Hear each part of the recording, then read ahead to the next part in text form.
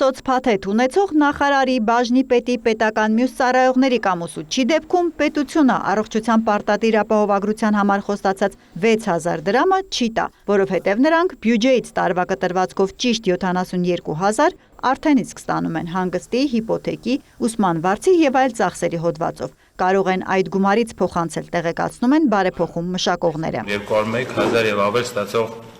սոցփաթեթի շահառուները կարող են մեկ անգամ դիմում գրել իրենց գործատուին և իրենց հասանելիք ամսական 6000 դրամը ևս փոխանցել որպես ապահովագրավճար։ Տարբերակ կա նաև սեփական բուժ ապահովագրության դիմաց աշխատավարձից վճարել, իսկ սոցփաթեթի գումարն ուղղել հարազատի համար վճարմանը։ Միգուցե մեր սոցփաթեթի շահառուները իրենց մասով ապահովագրության գումար իրենք վճարում են իրենց աշխատավարձից, բայց նաև իրենք ցանկանում են ապահովագրել իրենց ընտանիքի անդամին օրինակի համար։ Եվ այս դեպքում արդեն ընտանիքի անդամի ապահովագրավճարը կարող են փոխանցել իրենց սոցփաթեթի գումարներից։ Ընտանիքի անդամի թղթաբանությանը բնականաբար գործատուն չի խառնվի։ Դիմումը պետք է շահառուն գրի այնպես, ինչպես սոցփաթեթով օրինակ հանգստի գնալիս է անում։ Շատերին հետաքրքրող հարցերից ուժի մեջ է մնում 72,000-ը նախկինի պես կանխիկացնելու հնարավորությունը։ Միայն թե այս մասով հունվարից նորություն կա։ Փաթեթն ակտիվացնելու պարտադիր պայման տարեկան բուժզննումը դուրս է եկել։ Սոցփաթեթի շահառուներին ու հատկապես նրանց սպասարկող բանկերին տեղեկացնում են ծրագրի պատասխանատուները։ Եթե իրենք կուտակայինի մասնակից են եւ ցանկանում են գումարները կանխիկացնել, պետք չէ այլևս անցնել բուժզննում։ Մոտենում են բանկին,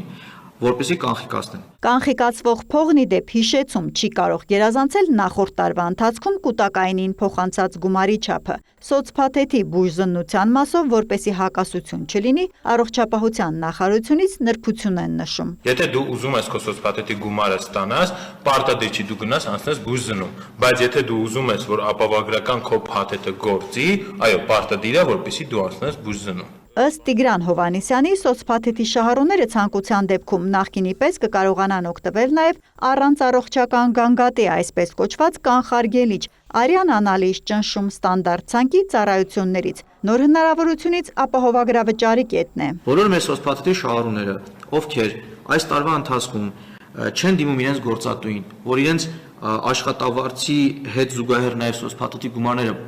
փոխանցվի հիմնադրամին, այլ իրենք հենց աշխատավարձից են միայն փոխանցում, հաջորդ տարվա ընթացքում իրավունք ունեն իրենց սոցփաթեթի գումարներից կանխիկացնել այնքան գումար, որքան որ իրենք այս տարվա ընթացքում փոխանցել են հիմնադրամին։ Այսինքն կանխիկացման ևս մի ուղղություն է ավելացել։ Երկրում ընդհանուր մոտ 130,000 սոցփաթեթի շահառու ունենք, որոնք այս հունվարից ընդգրկվել են առողջության պարտադիր ապահովագրության համակարգում։ Հերմինե Բաղդասարյան, լուրեր։